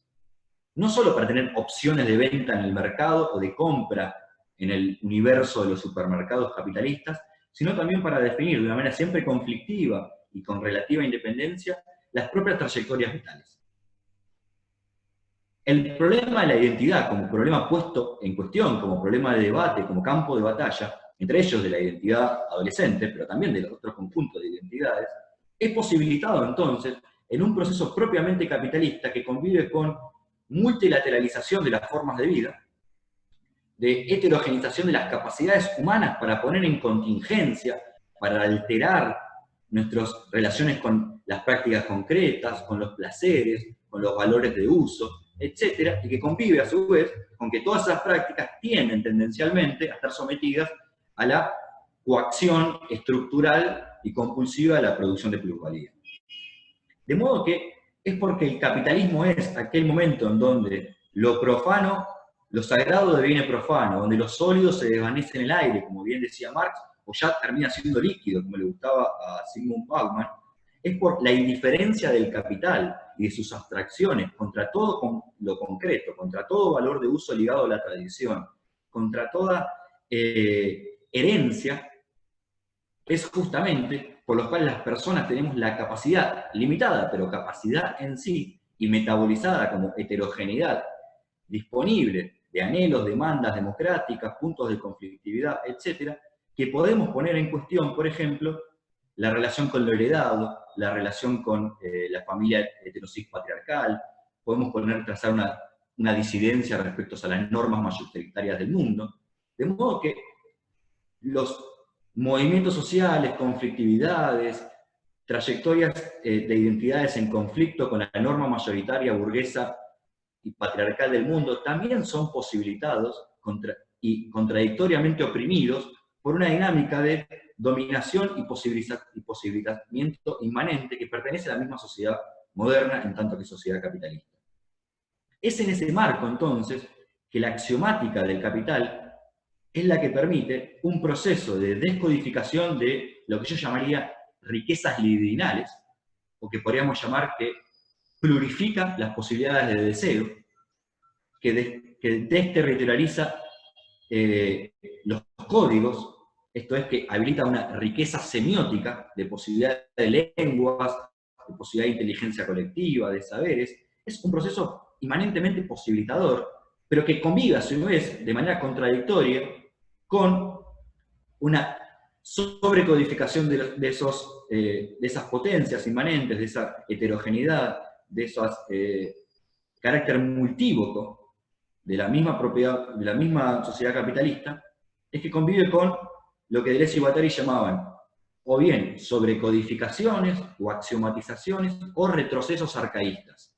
Entonces convive en la sociedad moderna un proceso de plurificación de los deseos, de las demandas, de las fantasías, de las posibilidades de poner en alterar, en contingencia las trayectorias vitales y formas de vida, con retrocesos arcaístas, autoritarismos violentos, negación de las conquistas parciales, sobrecodificación tendencial de esas riquezas libidinales y semióticas en la significancia dineraria, en la territorialidad estatal. Ese proceso contradictorio entre formas de dominación universal y particulares, posibilidades inmanentes emancipatorias y posibilidades inmanentes catastróficas, que hace al nudo problemático y contradictorio de la sociedad capitalista, y en último término, antagónico, porque esto se resuelve en los conflictos de la lucha de clases, o en los conflictos dramáticos con los cuales los particulares metabolizamos esas contradicciones como malestares, o bien se resuelve en la lucha de clases y también se resuelve en cómo esas contradicciones metabolizan, produciendo las diversificadas formas de padecimiento psicosocial que nos afectan. Se anudan esos conflictos, contradicciones y antagonismos, entonces, creo yo, metabolizando lo que es la dinámica de lo inconsciente y de la producción inconsciente en la sociedad capitalista. Lo que Deleuze y Guattari describen, entonces, como una crítica de la economía político-libidinal, es la comprensión de que la producción social, técnica, deseante y semiótica, que la producción del trabajo, que la producción del deseo, que la producción inconsciente y la producción, vamos a decirlo en estos términos, de trabajo consciente, responden a una misma dinámica de la sociedad capitalista. De modo que cuando Deleuze y Guattari trabajan sobre sus n multiplicidades de lo inconsciente, o sobre el polo esquizo y purificador, están también trabajando sobre que esa base es posibilitada por una dinámica propia de desterritorialización relativa de la axiomática del capital, que convive a su vez con su axiomatización autoritaria, elitizante, privatizante, familiarista, catastrófica, etc. De modo que tenemos que una relectura, me parece, de Deleuze y Guattari en esa inscripción histórico-política al interior de la dinámica propia de la sociedad capitalista y sus ejes contradictorios, por decirlo de un modo, sus polos antagónicos del inconsciente, esquizo y revolucionario. Yo lo llamaría polo burgués y polo proletario, pero sería un exceso de sociologizante marxista. Me parece que tenemos que hacer el esfuerzo para no denegar el carácter,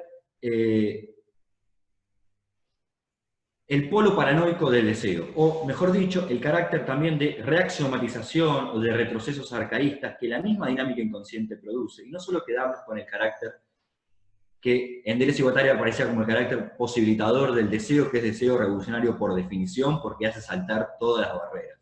Esa definición del deseo es la definición marxiana del capital. El capital es revolucionario por definición, porque hace saltar todas las barreras a su paso, incluso la propia barrera. Esto no quiere decir que el capital desee la revolución, porque sabemos que es un mecanismo, una máquina infernal de violencia, de desposesión por acumulación. Pero cuando trabajamos sobre el deseo en Deleuze y Guattari en el siglo XXI, cuando ya el deseo no estaría solo reprimido por una maquinaria exterior que lo cooptaría de manera exterior, sino que está ya siempre codificado bajo una determinada producción social, tenemos que hacer el esfuerzo para no ubicar allí en el deseo solo una energía liberadora, libertaria per se, sino más bien lo que León Rosiner llamaría un nido de víboras, que en una inscripción histórico-política responde al nido de víboras que es, creo, la producción social capitalista en tanto que producción inconsciente. ¿Qué quiero decir? Que es una producción cuasi automática, autonomizada relativamente de la independencia de las personas. Esto es una máquina social abstracta que funciona de espaldas a nuestra voluntad consciente, a nuestros intereses preconscientes de clase, a nuestras demandas sectoriales particulares, a nuestra propia intenciones y decisiones. Esa dinámica del capital de autonomizado respecto a nuestras propias conciencias es a su mismo la que fundamenta la comprensión deleuziano-guattariana de lo inconsciente. Esto no quiere decir que lo inconsciente se reduzca a la modernidad capitalista, puesto que el lenguaje antecede a la modernidad capitalista, el patriarcado lo antecede, el monoteísmo lo antecede, el mismo colonialismo es una temporalidad compleja, sino que en lo inconsciente, en la producción social inconsciente propiamente capitalista, se metabolizan, refuncionalizan temporalidades que lo exceden en una misma espacialidad contradictoria que hace, y con esto sí termino, al nudo problemático que Deleuze y Guattari trabajan entonces con los polos de lo inconsciente. En algún punto, si el estatuto del inconsciente está en cuestión como campo de batallas teóricos, políticos, clínicos, institucionales, etc., es porque tenemos el desafío de, asimismo, no denegar ninguno de sus polos y hacer una inscripción histórico-concreta del mismo que permita, del mismo modo que pensar el carácter de la multiplicación libidinal y la multiplicidad y plurificación libidinal, por ejemplo, que haría a lo puberal, pero sin denegar a sí mismo que esa misma producción social deseante y semiótica es aquella que se reaxiomatiza a sí misma bajo retrocesos, bajo compulsiones violentas, etc. Creo que hasta ahí llegué y creo que el desafío que tenemos es cómo producir un inconsciente del siglo XXI. Esto es, primero, cómo producir el inconsciente, dado que nunca está ya dado, sino también cómo desarrollamos estrategias teóricas y clínicas, en este caso, para tratar de metabolizar las tradiciones y sus debates de una manera original, por decirlo de algún modo. Esto es, una manera que nos permita generar nuevos lenguajes para nuevas prácticas. Entre ellos, nuevos lenguajes, estaría qué lenguaje enhebramos para pensar lo inconsciente en nuevas prácticas clínicas que atiendan justamente a este carácter complejo de la relación social en el mundo en el que habitamos, que estaría más cerca de la catástrofe que las posibilidades emancipatorias. Pero la disputa siempre es muy grande y se dirime en los conflictos y en la lucha de clases, y también en lo que hacemos con nuestros padecimientos. Hasta aquí llegué, Frank. Emiliano, muchísimas gracias. Creo que nos ha dado una muy buena presentación desde el punto de vista histórico, económico, político. Cuando lo escuchaba hablar, aún sabiendo desde las coordenadas que usted habla, de todas maneras sentía que estaba describiendo la idea que yo tengo de lo puberal, precisamente, ¿no? Lo puberal, Sí. me queda muy bien esa expresión que usted retomó de un nido de víboras, eso sería lo puberal. Eh, eh, sí, yo en la conferencia solamente lo mencioné que había que diferenciar, que Deleuze y Guattari lo hacían, entre el proceso esquizo y la enfermedad psicótica como tal, el padecimiento, que es la detención, la coagulación de ese proceso de apertura de líneas de fuga, ¿no?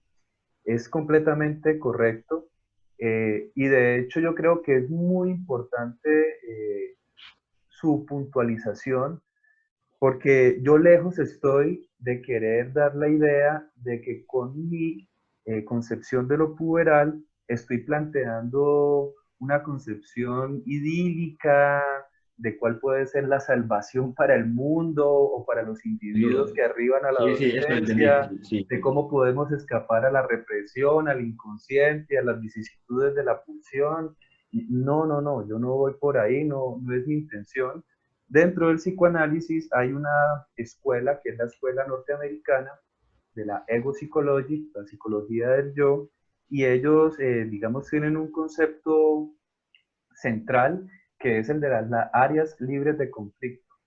Las áreas libres de conflicto serían precisamente como impulsos instintivos que no tienen nada que ver con estas vicisitudes de la represión, de lo inconsciente, y que parecerían llegar de una manera directa, sin conflicto, a la conciencia y al yo. Lo Claro. transicional no tiene nada que ver con eso. Yo no estoy hablando de eso. Estoy hablando precisamente de lo que en la película creo que se muestra muy bien, ¿no? La película que utilicé para tratar de aterrizar ese discurso que sé que fue denso y que no desarrollé completamente, sino que enuncié ideas, enuncié conceptos. El protagonista lo muestra muy bien, ¿no? El nido de víboras de lo puberal, en medio de esa búsqueda de una identidad, porque, digamos, sus legados de su familia adoptiva, que eran unos gitanos en Inglaterra, eh, también el legado de sus padres, que eran unos migrantes africanos que llegaban a Inglaterra a tratar de acomodarse a una vida en esta civilización moderna, occidental, industrial, ¿cierto? Y al mismo tiempo tampoco pudo asumir el legado de sus abuelos, la tercera generación en África, digamos que tenía una genealogía mucho más arraigada a su cultura. Entonces este muchacho queda volando, ¿quién soy yo? Y en medio de una sociedad que le dice, mírese el color de su piel y ahí sabrá quién es usted, una escoria. ¿Eh? Entonces empieza ese viaje y es tan aberrante las conexiones, los agenciamientos que puede llegar a ser ese proceso esquizo en lo puberal, que puede terminar, puede devenir, no sé si sea la palabra exacta, pero digamos, puede terminar en una situación como la de Enitan, el protagonista, ¿no? Claro, Tratando de ser un supremacista blanco, ¿no? Un racista, xenofóbico, nacionalista, siendo, claro, claro, claro. siendo un inmigrante, ¿no? Es verdad, es una locura, es un extravío, pero lo paradójico, y es lo que yo quiero decir, basándome en la película, no creo que Enitan hubiera podido llegar a ser el que fue, quiero decir, no tanto un abogado y los títulos que sacó, me interesa mucho más bien su obra de arte, la película, porque me parece que hay un reconocimiento de su real, pero no como un real reducido a la biología, sino la Claro. significación histórico-sociopolítica de la biología. ¿Ah?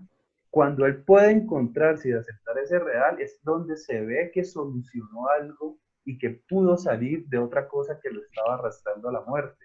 Y eso lo hizo mucho tiempo después de salir de su encierro y de hacerse profesional, de hacerse magíster incluso.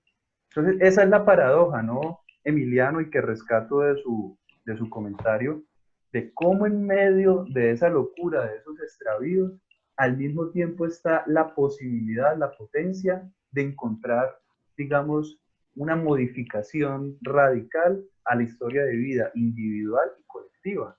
Porque cuando este señor nos presenta su obra de arte, la película, aunque no esté haciendo un panfleto, digamos, en contra del racismo, de todas maneras es una manera sensible de afectar a otras personas que tal vez estén en la misma condición que él estuvo cuando fue joven. ¿Eh? Claro.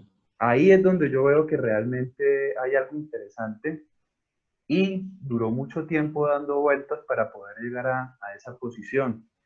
Eh, Su comentario tiene mucho que ver con la posición de Donald Winnicott sobre la adolescencia, sobre los adolescentes de la segunda mitad del siglo XX. En lenguaje lacaniano sabemos que en el siglo XX hubo una transición entre, digamos, una civilización ordenada bajo un nombre del padre a pasar a hablar de los nombres del padre, las fragmentaciones precisamente de aquello que antes hacían una unidad, ¿no? Es de ese adolescente el que vive en ese caos de la fragmentación de los referentes simbólicos en el que Winnicott se fija.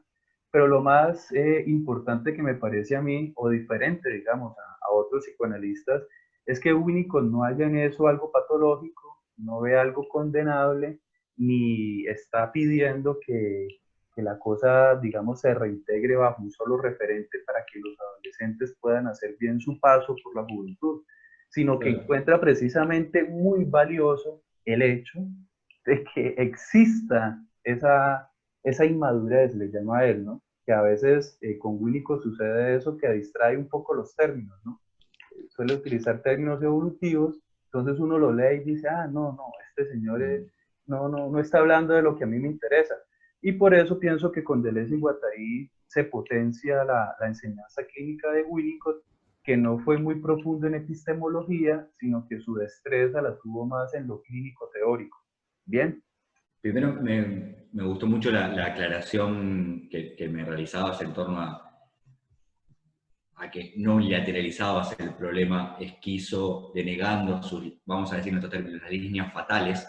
Me parece que no leí eso en tu conversación, me parece que fue muy atenta, con un ojo, voy a decir en jerga, con un ojo clínico, analítico, en torno al nido de víboras de la subjetividad inconsciente, no denegando sus polos, sus contradicciones, sus antagonismos, su conflictividad, lejos de ese yo denegado de conflictos. Exacto.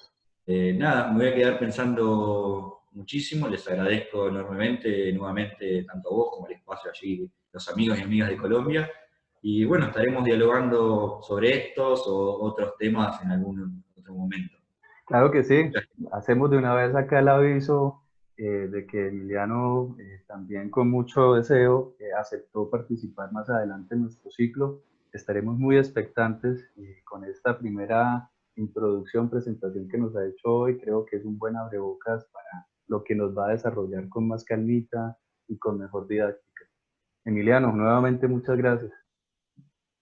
Gracias a vos, espero que la próxima sea menos precario y hipotética mi intervención y que sea un poco más clara. No, Gracias, nos estamos viendo. estuvo perfecto. Manejó muy bien un discurso que por lo menos a mí me queda complicado, entonces se lo agradezco. Un abrazo. Cuídense mucho. Saludos a la gente allá en Argentina, a la cátedra Saludos a Guattari. Nos estaremos viendo. Chau, chau.